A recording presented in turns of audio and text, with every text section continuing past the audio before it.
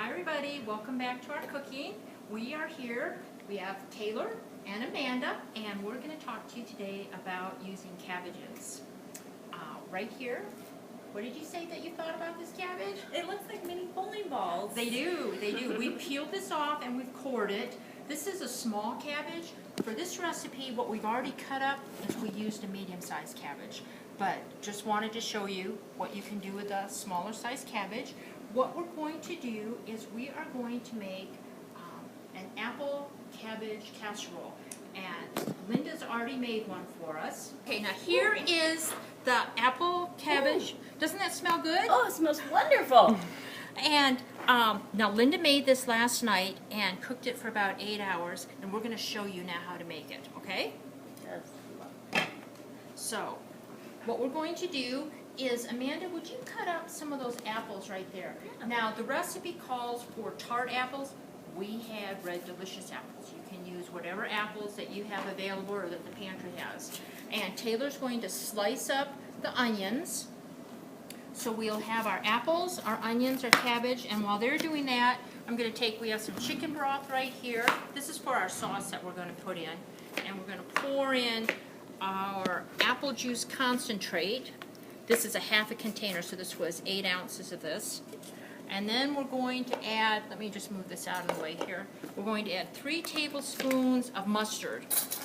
So I have, shake that down there. We will kind of be a contrasting flavor, you know, with the nice tartness of your apple juice and your apples and this little bit of mustard kind of perk up your tastes. Let's get that in there, and 1 more tablespoon ought to do it. Don't you know, getting right to the end. You want to use it all. Okay. Now what you want to do is just kind of take your whisk and mix that all together. Just enjoy this. Enjoy the moment. All right, how are we doing, girls? Good. Good. All right, let me move this right out of the way. Just put this right over here. So, can I ask you, Taylor, oh, whoops, I almost forgot. Now, what you want to do for your slow cooker, and you're going to have this on a low temperature, you can use your spray cooking oil and just lightly spray it. If you don't have cooking oil, use about half a teaspoon of cooking oil and spread it in there. So, once you do that, all right, let's add the ingredients to this, girls. Can we put in the cabbage for this right here? You want all of it in there? Yeah, let's put it all in. Because it's going to simmer down, and that's one of the reasons that we're cooking it so slow, is you want your vegetables to be nice and tender. And the cabbage, if you cook it real slow, all the vegetables and all the flavors are going to mix together. You get all that taste of the apple, and you'll get the taste of the onion mixed in. So, okay, we've got our cabbage. Let's get our onions. Good girl. And then we've got our apples. Remember, you can use any kind of apples that you happen to have around. So we've got this. Now, Taylor, could you do me a favor here? And I used the wrong one. Use this one here and get some salt and pepper. Just a little bit of salt and a little bit of pepper. We've got salt right here and a little bit of our pepper. Does it matter how much? Just a little. Oh gosh, that's probably more than you need. Just about, they call it a scant. Remember we were talking, we didn't know what a scant was. Scant might be like 1/8 of a teaspoon. So sprinkle that across the top. And then about half a teaspoon of your pepper. And if it doesn't come there, okay, that opens up for the top.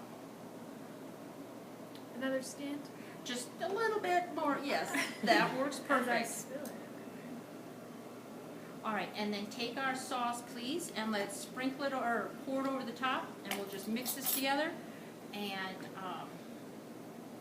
in about 6 to 8 hours, 6 hours minimum, could be up to about 8 hours. Now, about every 2 to 3 hours, what you want to do is you want to stir it, and just make sure everything's all mixed in together. So we'll stir this all together, and this is really, really going to be a tasty meal. And you can serve this with some people do it with pork chops or whatever. It can be the main meal. So that's all we do. That's easy. It's going to be fun, isn't it? Yeah. Very simple. Don't you just like making these? They're so fun because it's short and sweet. No, I like Okay, we're back. Now, this, what we're eating is the casserole that Linda made for us. She's the one that gets everything ready, so let's give it a taste. Oh my gosh, this is good. Miss Linda, this is delicious. It's very good. So good.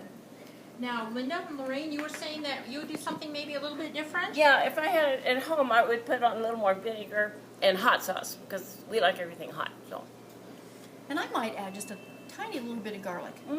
So these recipes are really flexible. Now, the recipes, Leslie has these all ready for you right downstairs on our recipe rack, so you can use them. But then, just like Lorraine and Linda are saying, you can be flexible with how your family likes them. So this is one more recipe from who? Winning team.